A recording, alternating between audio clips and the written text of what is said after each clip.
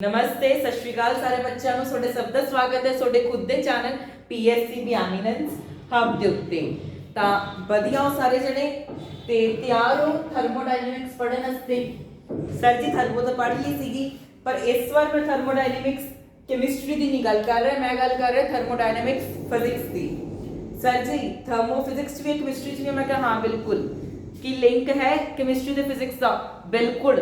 बहुत है उहदे टॉपिक्स ਜਿਹੜੇ ਤੁਸੀਂ ਕੈਮਿਸਟਰੀ ਚ ਪੜ੍ਹ ਕੇ ਆ ਚੁੱਕੇ ਹੋ ਉਹ ਸੇਮ ਟੌਪਿਕਸ ਫਿਜ਼ਿਕਸ ਦੇ ਵਿੱਚ ਹੈ।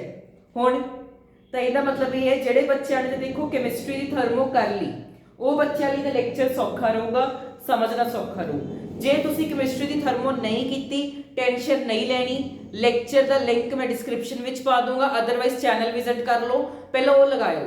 ਇੱਕ ਤੀਰ ਤੋਂ ਦੋ ਨਿਸ਼ਾਨੇ, ਥਰਮੋ ਦੀ ਕੈਮਿਸਟਰੀ ਖਤਮ ਨਾਲ ਥਰਮੋ ਫਿਜ਼ਿਕਸ ਖਤਮ, दोनों खत्म कर लोगे तो बैटर एक बार लेक्चर लाया हो केमिस्ट्री वाला ते हुण फिजिक्स दी करांगे। ठीक है, जेडे बच्चे ने लगा लिया बहुत वधिया गल है। तां हुण आपां थर्मोडायनेमिक्स फिजिक्स दी करांगे। ये पार्ट 1 है। सब तो पहली गल थर्मोडायनेमिक्स फिजिक्स दी मैं जिहड़ी है वो दो पार्ट्स विच है क्योंकि वड्डे ना चैप्टर थोड़े वड्डे ने तो मैं इन्हां नूं दो पार्ट्स दे विच कन्वर्ट कीता होएगा। ते एक गल सुन लो, इस वीक सोनो थर्मोडायनेमिक्स फिजिक्स का पार्ट 1 लॉज ऑफ मोशन का पार्ट 2 भी डिलीवर हो जाऊगा। सिलेबस पे करते चलो, हुण बैकलॉग्स ना बनाओ, चैप्टर्स को इग्नोर ना करो। क्यों?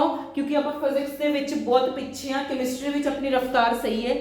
6 चैप्टर आप कर चुके हैं, 3 चैप्टर रह गए वो भी मैं करवा दूंगा। बट फिजिक्स के विच सिर्फ 4 या 5 चैप्टर किए, 14 चैप्टर ने आना फिजिक्स के।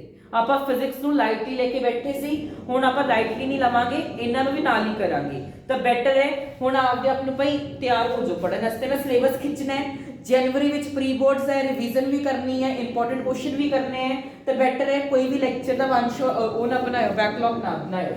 ਠੀਕ ਹੈ, लॉज ऑफ मोशन के नोट्स बना ले, इक्विलिब्रियम के नोट्स बना ले। हुण थर्मोडायनेमिक्स फिजिक्स का पार्ट 1। ठीक है जी, इन तो पहला ਜਿਹੜਾ ਸੈਕਰੀਫਾਈਸ ਨਾਮ ਦਾ ਸ਼ਬਦ ਹੈ, ਕਿੰਨਾ ਛੋਟਾ ਤੇ ਕਿੰਨਾ ਸੋਹਣਾ ਸ਼ਬਦ ਹੈ ਨਾ ਸੈਕਰੀਫਾਈਸ। ਪਰ ਅਸਲ ਵਿੱਚ ਸੈਕਰੀਫਾਈਸ ਕਿਹਨੂੰ ਪਤਾਗਾ? ਸੋਨੂੰ ਪਤਾਗਾ। ਜਿਹੜੇ ਬੱਚੇ ਅੱਜ 9ਵੀਂ 10ਵੀਂ 11ਵੀਂ 12ਵੀਂ ਵਿੱਚ ਹੈ ਉਹਨਾਂ ਬੱਚਿਆਂ ਨੂੰ ਪਤਾ ਹੁੰਦਾ ਸੈਕਰੀਫਾਈਸ ਹੁੰਦਾ ਕੀ ਹੈ, ਕੀ ਮੁੱਲ ਹੈਗਾ ਸੈਕਰੀਫਾਈਸ ਦਾ। देखो मैं मानदा जे कुछ अचीव करना है, जे सक्सैसफुल होना है, जे कोई वधिया नौकरी लैनी है या कुछ भी अचीव करना है ਉਹਦੇ ਵਾਸਤੇ ਤੁਹਾਨੂੰ ਸੈਕਰੀਫਾਈਸ ਕਰਨਾ ਪੈਣਾ ਹੈ, ਕਿਸੇ ਚੀਜ਼ ਦੀ ਕੁਰਬਾਨੀ ਕਰਨੀ ਪੈਣੀ ਹੈ। ਤਾਂ ਸੇਮ ਮੈਂ ਤੁਹਾਡੇ ਨਾਲ ਬਿਲਕੁਲ ਐਗਰੀ ਕਰਦਾ ਕਿਉਂਕਿ 9ਵੀਂ 10ਵੀਂ 11ਵੀਂ 12ਵੀਂ ਹੁੰਦੀ ਇਹੋ ਜਿਹੀ ਹੈ ਕਿ ਯਾਰ ਜਿਹੜੇ ਬੱਚੇ ਨੇ ਸੈਕਰੀਫਾਈਸ ਕਰ ਲਏ, ਜਿਹੜੇ ਬੱਚੇ ਨੇ ਸੈਕਰੀਫਾਈਸ ਕੀਤੇ ਹੋਣਗੇ ਉਹੀ ਬੱਚਾ ਸਕਸੈਸਫੁਲ ਹੋਊਗਾ। ਮੈਂ ਤੁਹਾਨੂੰ ਇੱਕ ਬਹੁਤ ਵਧੀਆ ਗੱਲ ਕਹਿਣਾ, ਆਹ ਜ਼ਿੰਦਗੀ ਦੀ 9ਵੀਂ 10ਵੀਂ 11ਵੀਂ 12ਵੀਂ इन तो बाद साल 2 साल 5 या 6 साल का ਤੁਹਾਡਾ ਸੈਕਰੀਫਾਈਸ है। 5 या 6 साल अपनी ਵਧੀਆ ਮਿਹਨਤ ਕਰ ਲਓ, ਰਗੜ ਕੇ ਮਿਹਨਤ ਕਰ ਲਓ ਤੇ ਜ਼ਿੰਦਗੀ ਦੇ ਬਚੇ ਹੋਏ 30 ਸਾਲ 40 ਸਾਲ ਪੂਰੀ ਐਸ਼ ਕਰੋਗੇ, ਮੌਜਾਂ ਕਰੋਗੇ। ਪਰ ਜੇ ਤੁਸੀਂ 9ਵੀਂ 10ਵੀਂ 11ਵੀਂ 12ਵੀਂ ਆਹ ਸਾਲਾਂ ਦੇ ਵਿੱਚ ਮੌਜਾਂ ਕਰ ਲੀਆਂ, ਫਿਰ ਜ਼ਿੰਦਗੀ ਦੇ ਬਾਕੀ ਸਾਲਾਂ ਦੇ ਵਿੱਚ ਮਿਹਨਤ ਹੀ ਮਿਹਨਤ ਹੈ, ਸੰਘਰਸ਼ ਹੀ ਬਹੁਤ ਹੈ, ਹਾਰਡ ਵਰਕ ਹੀ ਬਹੁਤ ਹੈ, ਫਿਰ ਤੁਸੀਂ ਮੌਜਾਂ ਨਹੀਂ ਕਰ ਸਕਦੇ। ਤਾਂ ਬੈਟਰ ਹੈ ਹੁਣ 3-4 ਸਾਲ ਆਪਾਂ ਸੈਕਰੀਫਾਈਸ ਕਰ ਲਓ ਹਰ ਇੱਕ ਚੀਜ਼ ਦਾ, ਪਰ ਬਾਅਦ ਚੋਂ ਐਸ਼ ਕਰੋਗੇ, ਮੌਜ ਕਰੋਗੇ ਸਾਰੇ ਜਣੇ। ਤਾਂ ਮੇਰੀ ਗੱਲ ਮੰਨ ਕੇ ਅੱਜ ਜੇ ਕਰ ਸਕਦੇ ਹੋ ਤਾਂ ਕੱਲ ਨੂੰ ਵੀ ਵਧੀਆ ਰਹਿਣਾ, ਆਪਾਂ ਕੱਲ ਪੂਰੀ ਐਸ਼ ਕਰਾਂਗੇ, ਮੌਜਾਂ ਕਰਾਂਗੇ। ਠੀਕ ਹੈ, ਸੈਕਰੀਫਾਈਸ ਅੱਜ ਕਰਾਂਗੇ। ਸਕਸੈਸਫੁਲ ਹੋਣ ਲਈ, ਸੁਪਨੇ ਪੂਰੇ ਕਰਨ ਵਾਸਤੇ ਸੈਕਰੀਫਾਈਸ ਹਰ ਇੱਕ ਨੂੰ ਕਰਨਾ ਪੈਂਦਾ ਹੈ ਤੇ ਤੁਸੀਂ ਵੀ ਕਰੋਗੇ। ਠੀਕ ਹੈ, ਕਿਉਂਕਿ ਆਪਾਂ ਵਧੀਆ ਬਣਨਾ ਗਾ, ਕੁਝ ਬਣ ਕੇ ਦਿਖਾਉਣਾ, ਤਾਂ ਸੈਕਰੀਫਾਈਸ ਅੱਜ ਕਰ ਲਓ ਮੇਰੀ ਗੱਲ ਮੰਨ ਕੇ। ਠੀਕ ਹੈ, ਸੈਕਰੀਫਾਈਸ ਕਰ ਲਓਗੇ। ਹੁਣ ਆਪਾਂ ਗੱਲ ਕਰ ਦਿਆਂਗੇ ਥਰਮੋਡਾਇਨਾਮਿਕਸ ਦੀ। ਸੈਕਰੀਫਾਈਸ ਇਨ ਦਾ ਸੈਂਸ ਮੈਂ ਇਹ ਬੋਲਾਂਗਾ ਕਿ ਦੇਖੋ ਜਿਹੜੇ ਬੱਚੇ ਨੇ ਅੱਜ ਕਿਤਾਬਾਂ ਪੜ੍ਹ ਲੀਆਂ, ਕਿਤਾਬਾਂ ਚੱਕਣੀਆਂ ਸ਼ੁਰੂ ਕਰਤੀਆਂ, ਹੁਣ ਵੀ ਜੇ ਦੇਖੋ ਯਾਰ ਦਸੰਬਰ ਚੜ ਗਿਆ, ਦਸੰਬਰ ਤੋਂ ਬਾਅਦ ਜਨਵਰੀ ਆ ਜਾਊਗਾ। ਜਨਵਰੀ ਦੇ ਵਿੱਚ ਤੁਹਾਡੇ ਪ੍ਰੀ ਬੋਰਡ ਹੈ, ਕੌਣ ਕਰਾਊਗਾ ਸਿਲੇਬਸ? ਮੈਂ ਹੀ ਕਰਾਉਣਾ ਹੈਗਾ। ਤੇ ਜੇ ਤੁਸੀਂ ਹੁਣ ਵੀ ਨਹੀਂ ਕਿਤਾਬਾਂ ਚੱਕ ਰਹੇ ਫਿਰ ਬਹੁਤ ਮਾੜੀ ਗੱਲ ਆ। ਠੀਕ ਹੈ, ਚੁੱਪ ਕਰਕੇ ਸਾਰੇ ਲੈਕਚਰ ਪੂਰੇ ਕਰੋ। ਹੁਣ ਆਪਾਂ ਜਨਵਰੀ ਦੇ ਪ੍ਰੀ ਬੋਰਡਸ ਨੂੰ ਇਗਨੋਰ ਕਰਦੇ ਹੋਏ ਫਿਜ਼ਿਕਸ ਦੀ ਥਰਮੋ ਪੜ੍ਹਦੇ ਹਾਂ। ਸਰ ਜੀ केमिस्ट्री ने फिजिक्स से थर्मो च कुछ डिफरेंस, बहुत डिफरेंसेस भी है पर आप देख लांगे। सब तो पहले थर्मोडायनेमिक्स हुंदा की है? थर्मोडायनेमिक्स एक फिजिक्स की एहो जी ब्रांच है जो कि इंटरनल एनर्जी, हीट बारे स्टडी करती है। थर्मोडायनेमिक्स की हुंदी है, it is a branch of physics. एक फिजिक्स की एहो जी ब्रांच है जो डील करती है जो कि डील करूंगी स्टडी ऑफ हीट वर्क ਤੇ ਇੰਟਰਨਲ એનર્ਜੀ। ਇਹ ਤਾਂ ਸਰ ਪੜੀਆਂ ਹੋਈਆਂ ਸੀ, ਉਹੀ ਚੀਜ਼ ਹੈ। ਜਦੋਂ ਤੁਸੀਂ ਕਿੱਥੇ ਹੀਟ ਦੀ ਗੱਲ ਕਰ ਰਹੇ ਹੋ, ਵਰਕ ਦੀ ਗੱਲ ਕਰ ਰਹੇ ਹੋ, ਜਾਂ ਫਿਰ ਤੁਸੀਂ ਗੱਲ ਕਰ ਰਹੇ ਹੋ ਇੰਟਰਨਲ એનર્ਜੀ ਦੀ, ਤਾਂ ਜਦੋਂ ਤੁਸੀਂ ਇਹਨਾਂ ਦੀ ਸਟੱਡੀ ਕਰੋਗੇ, ਜਿਹੜੀ ਤੁਸੀਂ ਇਹਨਾਂ ਦੀ ਸਟੱਡੀ ਕਰੋਗੇ ਉਹਨੂੰ ਹੀ ਬੋਲਦੇ ਥਰਮੋਡਾਇਨਾਮਿਕਸ, ਉਹਨੂੰ ਹੀ ਬੋਲਦੇ ਥਰਮੋਡਾਇਨਾਮਿਕਸ। ठीक है सर जी, ये गल समझ गई। मैं फिजिक्स से केमिस्ट्री दी थर्मो ਨੂੰ ਵੀ ਆਈ ਪੜਾਇਆ ਸੀਗਾ ਕਿ ਜਿਹੜਾ ਵਰਡ ਥਰਮੋਡਾਇਨਾਮਿਕਸ ਹੈ ਇਹਨੂੰ ਤੁਸੀਂ ਤੋੜੋ। ਕਿਵੇਂ ਤੋੜੀਏ ਸਰ ਜੀ? ਮੈਂ ਇੱਕ ਗੱਲ ਕਹੂੰਗਾ, ਜਦੋਂ ਵੀ ਫਿਜ਼ਿਕਸ ਦੇ ਬੱਚਿਆਂ ਨੂੰ, ਕੈਮਿਸਟਰੀ ਦੇ ਬੱਚਿਆਂ ਨੂੰ, ਬਾਇਓ ਵਾਲੇ ਬੱਚਿਆਂ ਨੂੰ ਕੋਈ ਚੀਜ਼ ਸਮਝ ਨਾ ਆਵੇ, ਕੋਈ ਵਰਡ ਸਮਝ ਨਾ ਆ ਰਿਹਾ, ਉਹਨੂੰ ਤੋੜ ਦਿਓ, ਫਿਰ ਸਮਝ ਲੱਗ ਜੂ। ਜਿਵੇਂ ਮੈਂ ਥਰਮੋਡਾਇਨਾਮਿਕਸ ਦਾ ਥਰਮੋ ਨੂੰ ਅਲੱਗ ਕਰਤਾ, डायनेमिक्स ਨੂੰ अलग करता। अपनी नोट्स वाली कॉपी दे विच ऐं करना है, थर्मो अलग करती, डायनेमिक्स अलग करती। थर्मो का मतलब की हुंदा सर जी? मैं कहा हीट। थर्मो का मतलब की हुंदा है? हीट। ठीक है सर जी, थर्मो का मतलब हीट हुंदा है। डायनेमिक्स मैं कहा तू दसेगा। क्यों सर जी? मैं क्यों, तुसीं नहीं दसोगे बई? डायनेमिक्स वाले हुणे पढ़ा के आया मैं, लॉज ऑफ मोशन। ये नहीं लिखना अपनी नोटबुक च। लॉज ऑफ मोशन ਦੇ ਵਿੱਚ ਪਹਿਲੀ ਸਲਾਈਡ ਦੇ ਉੱਤੇ ਕੀ ਲਿਖਿਆ ਹੋਇਆ ਸੀ? ਕਾਇਨੈਮੈਟਿਕਸ ਤੇ ਡਾਇਨਾਮਿਕਸ। ਡਾਇਨਾਮਿਕਸ ਮਤਲਬ ਮੋਸ਼ਨ, ਕੋਈ ਚੀਜ਼ ਜੇ ਮੋਸ਼ਨ ਦੇ ਵਿੱਚ ਆ ਤਾਂ ਜਿਹੜੀ ਉਹਦੀ ਮੋਸ਼ਨ ਵਿੱਚ ਕਿਉਂ ਹੈ ਉਹਦਾ ਕਾਰਨ ਨੂੰ ਤੁਸੀਂ ਡਾਇਨਾਮਿਕਸ ਬੋਲਦੇ ਹੋ। ਪਰ ਜਦੋਂ ਦੇਖੋ ਹੁਣ ਮੈਂ ਥਰਮੋਡਾਇਨਾਮਿਕਸ ਨੂੰ ਤੋੜਿਆ ਤਾਂ ਮੇਰੇ ਕੋਲ ਥਰਮੋ ਦਾ ਮਤਲਬ ਹੁੰਦਾ ਹੈ ਹੀਟ, डायनेमिक्स का मतलब है मोशन, कि ਜਿਹੜੀ ਹੀਟ ਦਾ ਟ੍ਰਾਂਸਫਰ ਹੁੰਦਾ ਹੈ, ਜਿਹੜੀ ਹੀਟ ਦਾ ਮੋਸ਼ਨ ਵਿੱਚ ਆਣਾ ਹੈ, ਉਹਦੀ ਸਟੱਡੀ ਨੂੰ ਵੀ ਤੁਸੀਂ ਕੀ ਬੋਲ ਸਕਦੇ ਹੋ? ਥਰਮੋਡਾਇਨਾਮਿਕਸ ਬੋਲ ਸਕਦੇ ਹੋ। ਸਮਝ ਗਏ? ਬੜੀ ਸਿੰਪਲ ਜੀ ਗੱਲ ਕਹੀ ਹੈ ਮੈਂ। ਥਰਮੋਡਾਇਨਾਮਿਕਸ ਦਾ ਮਤਲਬ ਜਦੋਂ ਤੁਸੀਂ ਹੀਟ ਦੀ ਮੋਸ਼ਨ ਨੂੰ ਪੜ੍ਹਨੇ ਆ, ਹੀਟ ਦੇ ਮੋਸ਼ਨ ਨੂੰ ਪੜਾਂਗੇ, ਉਹਨੂੰ ਥਰਮੋਡਾਇਨਾਮਿਕਸ ਬੋਲਦੇ ਆ। ਜੇ ਕੋਈ ਤੁਹਾਨੂੰ ਪੁੱਛ ਲੈ ਨਾ, ਮੈਂ ਹੀ ਪੁੱਛ ਲਾ ਤੁਹਾਨੂੰ ਕਦੇ ਮਿਲੇ ਆਪਾਂ ਵੀ ਥਰਮੋਡਾਇਨਾਮਿਕਸ ਦੱਸ, ਤਾਂ 2 ਮਿੰਟ ਵਿੱਚ ਥੋੜਾ ਜਵਾਬ ਹੋਵੇ ਸਰ ਜੀ ਥਰਮੋ ਮਤਲਬ ਹੀਟ, ਯਾਨੀ ਕਿ ਹੀਟ ਦੀ ਗੱਲ ਕਰਾਂਗੇ। ਡਾਇਨਾਮਿਕਸ ਮਤਲਬ ਮੋਸ਼ਨ, ਯਾਨੀ ਕਿ ਹੀਟ ਜਦੋਂ ਮੋਸ਼ਨ ਵਿੱਚ ਆ ਜੇ, ਹੀਟ ਜਦੋਂ ਟ੍ਰਾਂਸਫਰ ਹੋ ਜੇ, ਉਹਨੂੰ ਬੋਲਦੇ ਥਰਮੋਡਾਇਨਾਮਿਕਸ। ਕਲੀਅਰ? ਫਰਸਟ ਸਲਾਈਡ ਤਾਂ ਬੜੀ ਈਜ਼ੀ ਹੈਗੀ। ਫਿਜ਼ਿਕਸ ਦੀ ਥਰਮੋ ਵਿੱਚ ਨਾ ਨਿਊਮੈਰੀਕਲਸ ਤੇ ਡੈਰੀਵੇਸ਼ਨ पूछे जाते हैं। जिवें केमिस्ट्री थर्मो है, या देखो केमिस्ट्री थर्मो थ्योरेटिकल है, वो जो थ्योरी क्वेश्चन बनते हैं ਇਹਦੇ ਵਿੱਚੋਂ न्यूमेरिकल्स ਤੇ डेरिवेशंस पूछी जाती हैं। पर पंजाब बोर्ड वालिਆਂ ਨੂੰ देखो ਦੋਨਾਂ ਚ, मैं पंजाब बोर्ड ਦੀ ਗੱਲ ਦੱਸਦਾ, ਦੋਨਾਂ ਦੇ ਵਿੱਚ और ਆਉਂਦੀ ਹੈ, या ਤਾਂ ਤੁਹਾਨੂੰ ਕਹਿਣਗੇ डेरिवेशन लिख दो, या फिर ਤੁਹਾਨੂੰ ਕਹਿਣਗੇ न्यूमेरिकल लिख दो। ਇਹ ਆਪਸ਼ਨ ਹੁੰਦੀ ਹੈ पंजाब बोर्ड ਦੇ ਕੋਲ। ਜੇ ਤੁਸੀਂ CBSE ਦੇ ਹੋ ਫਿਰ ਤਾਂ ਦੇਖੋ ਤੁਹਾਨੂੰ न्यूमेरिकल ਵੀ ਆਣੇ ਚਾਹੀਦੇ, डेरिवेशन भी। ਤੇ ਤੁਸੀਂ ਪੰਜਾਬ ਬੋਰਡ ਵਾਲੇ ਹੋ ਤੇ ਮੇਰੇ ਸਟੂਡੈਂਟਸ ਹੋ, ਤਾਂ ਮੇਰੇ ਸਟੂਡੈਂਟਸ ਨੂੰ ਨਿਊਮੈਰੀਕਲ ਤਾਂ ਆਣ ਹੀ ਆਣ, ਨਾਲ ਉਹਨਾਂ ਨੂੰ ਡੈਰੀਵੇਸ਼ਨਸ ਵੀ ਆਣੀਆਂ ਚਾਹੀਦੀਆਂ। ਕਲੀਅਰ? ਤਾਂ ਬਸ ਸਿੰਪਲ ਜੀ ਗੱਲ, ਆਪਾਂ ਥਰਮੋਡਾਇਨਾਮਿਕਸ ਦੀ ਗੱਲ ਕੀਤੀ। ਥਰਮੋਡਾਇਨਾਮਿਕਸ ਕੀ ਹੁੰਦੀ? ਇੱਕ ਬ੍ਰਾਂਚ ਹੈ ਫਿਜ਼ਿਕਸ ਦੀ ਜੋ ਕਿ ਹੀਟ, ਇੰਟਰਨਲ એનર્ਜੀ ਤੇ ਵਰਕ ਬਾਰੇ ਡਿਸਕਸ ਕਰਦੀ ਹੈ। ਥਰਮੋਡਾਇਨਾਮਿਕਸ ਦਾ ਮਤਲਬ ਜਦੋਂ ਕੋਈ ਹੀਟ ਮੋਸ਼ਨ ਵਿੱਚ ਆ ਜਾਏ ਉਹਨੂੰ ਆਪਾਂ ਬੋਲਦੇ ਆ ਥਰਮੋਡਾਇਨਾਮਿਕਸ। ਅੱਗੇ ਆਪਾਂ ਗੱਲ ਕਰਦੇ ਹਾਂ ਸਿਸਟਮ ਦੀ। सारी स्लाइड्स वगैरह WhatsApp टेलीग्राम ग्रुप ਦੇ ਵਿੱਚ ਮਿਲ ਜਾਣਗੀਆਂ, ਤਾਂ ਤੁਸੀਂ ਜੁਆਇਨ ਕਰ ਸਕਦੇ ਹੋ। ਜਿਹੜੇ ਬੱਚਿਆਂ ਨੇ ਪਰਸਨਲ ਗਰੁੱਪ ਜੁਆਇਨ ਕਰਨਾ ਹੈ, ਸਕੈਨਰ ਸਕਰੀਨ ਤੇ ਜਲਦ ਤੋਂ ਜਲਦ ਜੁਆਇਨ ਕਰ ਲਓ ਜਿਨ੍ਹਾਂ ਨੇ ਕਰਨਾਗਾ। ਅੱਗੇ ਆਪਣੇ ਕੋਲ ਆਉਂਦਾਗਾ ਥਰਮੋਡਾਇਨਾਮਿਕ ਸਿਸਟਮ ਤੇ ਸਰਾਊਂਡਿੰਗ। ਸਰ ਜੀ ਇਹ ਚ ਵੀ ਸਿਸਟਮ ਤੇ ਸਰਾਊਂਡਿੰਗ ਪੜਾਂਗੇ, ਸੇਮ केमिस्ट्री वाला सिस्टम, केमिस्ट्री वाला सराउंडिंग सेम वही पढ़ना है। डेफिनेशन देखो सिस्टम की। सब तो पहला सिस्टम कैसे होगा कि ये जेडे बच्चे ने केमिस्ट्री का थर्मो नहीं पढ़ी, वैसे तो आई होप सारे बच्चे ने केमिस्ट्री थर्मो पढ़ के ही इत्थे बैठे हो, जे नहीं पढ़ी पढ़ के आओ फिर ही फायदा अगे। तो देखो वो सिस्टम की हुंदा है एहो जी चीज जिहनूं तुसीं ऑब्जर्व कर रहे हो। मान लो मैं इस कमरे विच, मान लो मेरे मूहरे 10 बच्चे बैठे, ਇਹ ਕਮਰੇ ਵਿੱਚ ਮੇਰੇ ਮੂਹਰੇ 10 ਬੱਚੇ ਬੈਠੇ ਪ੍ਰੈਜ਼ੈਂਟਲੀ ਫਿਜ਼ੀਕਲੀ, ਤੇ ਮੈਂ ਉਹਨਾਂ ਨੂੰ ਪੜ੍ਹਾ ਰਿਹਾ।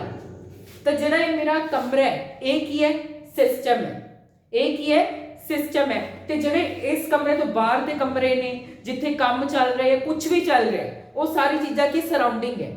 सिस्टम मतलब जिन्हों ऑब्जर्व किया जा रहा है। हुण मेरे लिए ये कमरा की है, सिस्टम है। मेरे बच्चे वास्ते जो मेरे तो पढ़ रहे उन्होंने ये चीज की है, सिस्टम है। पर इस तो बाहर वाला कमरा वगैरह की है, बाहर कितने मर्जी कमरे है, बाहर दी सड़क, बाहर दे बाजार, बाहर दे स्टेट्स, बाहर दियां डिस्ट्रिक्ट सारियां की ने सराउंडिंग्स है। सिंपल भाषा विच जिन्हों ऑब्जर्व किया जा रहा है वो सिस्टम है। इन तो इलावा सारी चीज़ां की ने सराउंडिंग है। मान लो तुसी नॉन मेडिकल के बच्चे हो तो तुसी नॉन मेडिकल के बच्चे जिहड़ी क्लास विच बैठे हो ते तुहाडा टीचर तुहानूं पढ़ा रहे हैं तो वो की है, सिस्टम है। पर सोडे लई बाहर दी आर्ट्स दी क्लासेस, मेडिकल दी क्लासेस, कॉमर्स दी classes, 6th 7th 8th 9th 10th जिन्नी भी क्लासेस है या बाकी सारा स्कूल सोडे लई की है, सराउंडिंग है। क्यों? क्योंकि सिस्टम की हो गया, सिस्टम वो चीज है जिसे तुसी ऑब्जर्व कर रहे हो। नॉन मेडिकल का बच्चा नॉन मेडिकल की क्लास विच बैठे है, उनके लिए ओदी क्लास की सिस्टम है, बाकी सारा स्कूल की है, सराउंडिंग है। क्लियर? द सिस्टम की ਹੁੰਦਾ ਗਾ the part of the universe. Universe ਦਾ ਇਹੋ ਜਿਹਾ part which we choose for study, ਜਿਹਨੂੰ ਆਪਾਂ ਚੁਣਦੇ ਆ ਪੜਨ ਲਈ, ਜਿਹਨੂੰ ਤੁਸੀਂ ਆਬਜ਼ਰਵ ਕਰ ਰਹੇ ਹੋ। यूनिवर्स ਦਾ ਇਹੋ ਜਿਹਾ ਪਾਰਟ ਜਿਹਨੂੰ ਤੁਸੀਂ ਆਬਜ਼ਰਵ ਕਰ ਰਹੇ ਹੋ ਉਹਨੂੰ ਬੋਲਦੇ ਸਿਸਟਮ। ਉਹਨੂੰ ਕੀ ਬੋਲਦੇ ਆ? ਸਿਸਟਮ। ਕੈਮਿਸਟਰੀ ਦੇ ਵਿੱਚ ਆਪਾਂ ਸਿਰਫ ਸਿਸਟਮ ਲਿਖਦੇ ਸੀ, ਇਹਦੇ ਵਿੱਚ ਮੈਂ ਥਰਮੋਡਾਇਨਾਮਿਕ ਸਿਸਟਮ ਲਿਖਤਾ, ਕੋਈ ਫਰਕ ਕੁਝ ਵੀ ਨਹੀਂ। Same surrounding. ਸਰਾਊਂਡਿੰਗ ਕੀ ਹੁੰਦਾ ਹੈ? ਹੁਣੇ ਹੀ ਬੋਲਿਆ ਮੈਂ, ਇਹ ਸਿਸਟਮ ਨੂੰ ਛੱਡ ਕੇ ਬਾਕੀ ਸਾਰੀ ਚੀਜ਼ਾਂ ਕੀ ਹੈ? Surrounding. Everything accept system is surrounding. System ਨੂੰ ਛੱਡ ਕੇ ਸਾਰੀ ਚੀਜ਼ਾਂ ਕੀ ਹੈ? ਸਰਾਊਂਡਿੰਗ ਹੈ। ਕਲੀਅਰ? ਤਾਂ ਇੱਕ ਗੱਲ ਲਿਖਣੀ ਸੀ, ਮੈਂ ਭੁੱਲ ਗਿਆ ਹੁਣ ਕੀ ਲਿਖਣਾ ਸੀ। ਹਾਂ, ਸਿਸਟਮ ਤੇ ਸਰਾਊਂਡਿੰਗ ਨੂੰ ਜੋੜ ਕੇ ਤੁਹਾਡੇ ਕੋਲ यूनिवर्स बनता है। बस आ लिखना सी, सिस्टम ते सराउंडिंग नु जोड़ के अपने कोल यूनिवर्स बनता है। क्लियर? सिंपल जी भाषा च मैं ये बोलिया है कि अपने कोल सिस्टम जिन्हों ऑब्जर्व कर रहे हैं, सराउंडिंग वो सारी चीज़ां जिन्हों सिस्टम नु छड्ड के बाकी सारी चीज सराउंडिंग है। जे मैं सिस्टम ते सराउंडिंग दोनों नु जोड़दा, दोनों नु जोड़ दूंगा वो की बन जाऊगा? यूनिवर्स बनूगा। सिस्टम अगे अपने कोल 3 टाइप्स है। सिस्टम अपने को लगे 3 टाइप्स है। सेम केमिस्ट्री वाला system, open system, closed system ते आइसोलेटेड सिस्टम।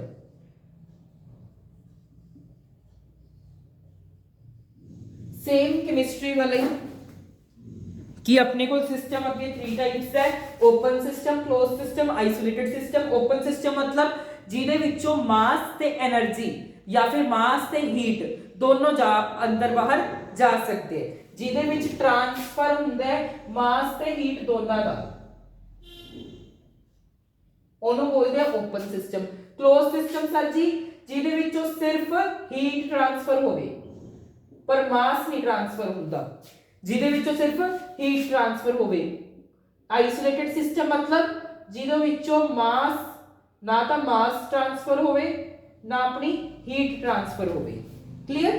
सिंपल सिस्टम जिन्हों ऑब्जर्व कर रहे हैं। सिस्टम अगे 3 पार्ट्स है, open, close, isolated. Open system जिहदे विचों मास हीट दोनों ट्रांसफर हुंदी है। क्लोज सिस्टम जिहदे विचों सिर्फ हीट ट्रांसफर हुंदी है, मास नहीं ट्रांसफर हुंदा।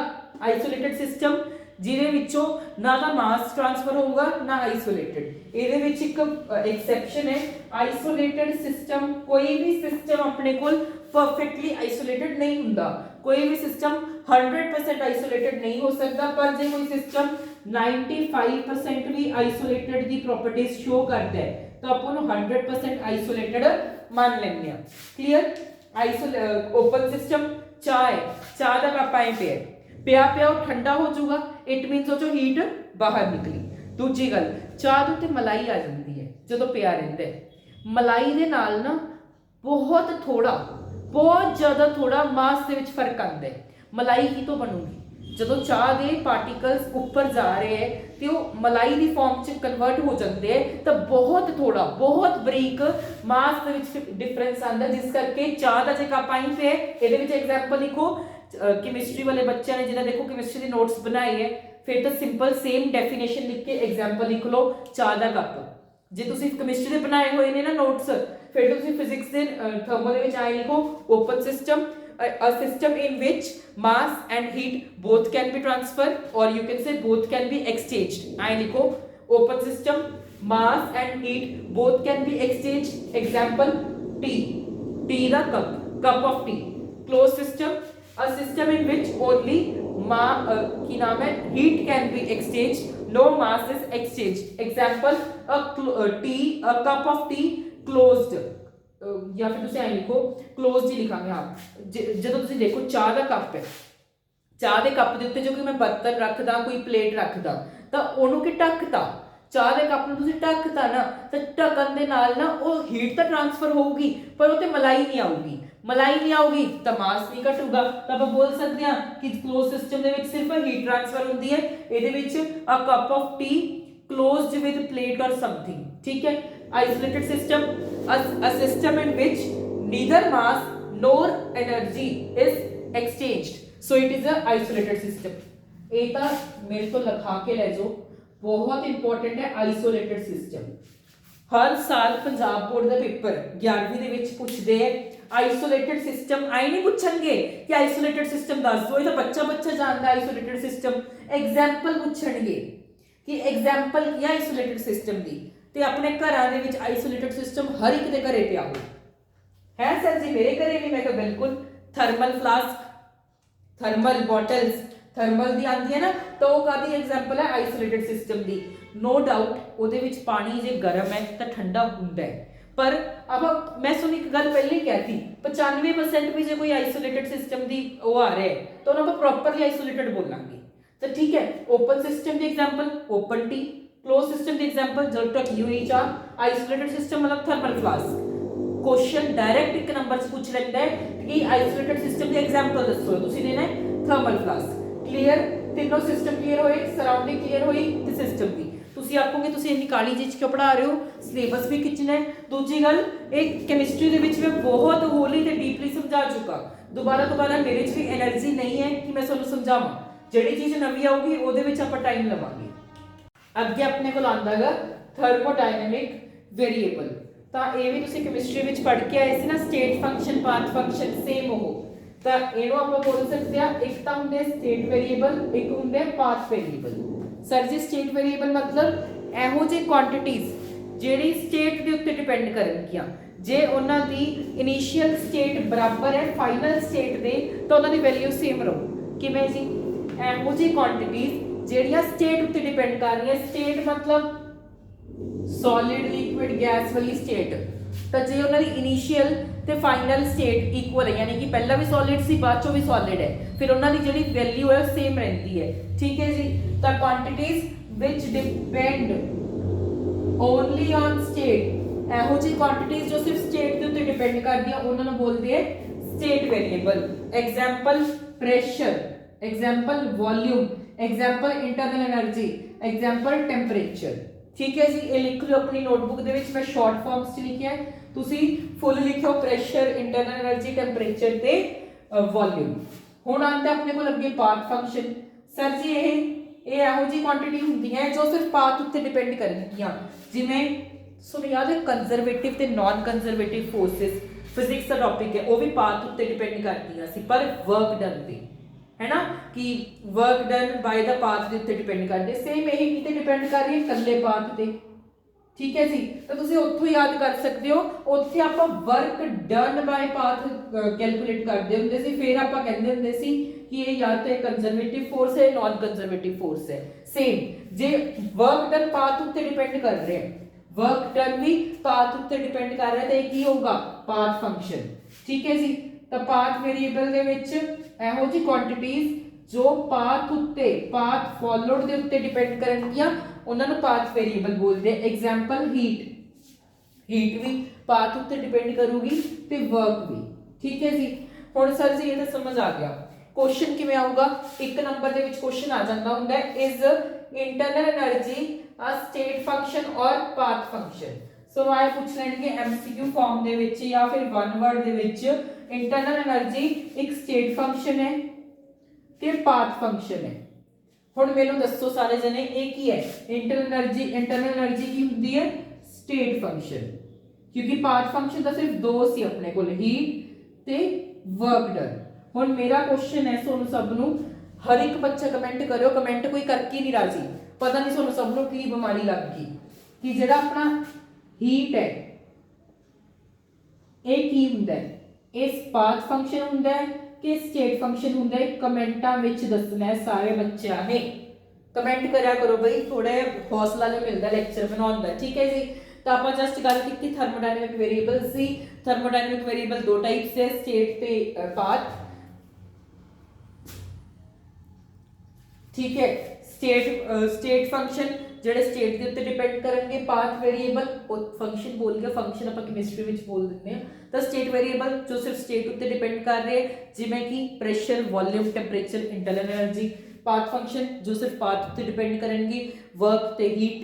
ਫਿਰ ਇਹ ਕੁਐਸਚਨ ਪੰਜਾਬ ਬੋਰਡ ਵਾਲੇ ਪਾਉਂਦੇ ਹੀ ਪਾਉਂਦੇ, ਠੀਕ ਹੈ, ਕਿ ਇਸ ਇੰਟਰਨਲ એનર્ਜੀ ਸਟੇਟ ਫੰਕਸ਼ਨ ਔਰ ਪਾਥ ਫੰਕਸ਼ਨ। ਤਾਂ ਇੰਟਰਨਲ એનર્ਜੀ ਤਾਂ ਆਪਾਂ ਨੂੰ ਪਤਾ ਸੀ ਸਟੇਟ ਫੰਕਸ਼ਨ ਹੈ, ਹੀਟ ਵਾਲੀ ਤੁਸੀਂ ਕਮੈਂਟਾਂ ਵਿੱਚ ਦੱਸਣਾ। क्लियर, नोट्स वगैरह सोनू WhatsApp ते टेलीग्राम ग्रुप दे विच मिल जाएंगे। नेक्स्ट अपने को आंदा थर्मोडायनेमिक इक्विलिब्रियम। सर जी इक्विलिब्रियम इत्थे भी पढ़ना गा? ता नहीं, इक्विलिब्रियम इन द सेंस इत्थे थर्मोडायनेमिक इक्विलिब्रियम का मतलब है एक इहो जी कंडीशन आ जानी, एक इहो जी स्टेज आ जानी जदों सोडा वॉल्यूम, टेंपरेचर, प्रेशर, ये सारी चीज़ें जो कांस्टेंट हो जाए, उदों अपना जिहड़ा इक्विलिब्रियम है वो थर्मल इक्विलिब्रियम बन जाता है, या फिर तुसीं बोल सकते हो थर्मोडायनेमिक इक्विलिब्रियम बनता है। Definition, a system is said to be thermodynamic equilibrium if it is simultaneously एक मैकेनिकल इक्विलिब्रियम, थर्मल इक्विलिब्रियम ते केमिकल इक्विलिब्रियम। तो तुसीं जस्ट एक सिंपल इनू रहन दो, इन्नी डेफिनेशन लिखण दी लोड़ नहीं, सिंपल आपकी भाषा विच लिख लो।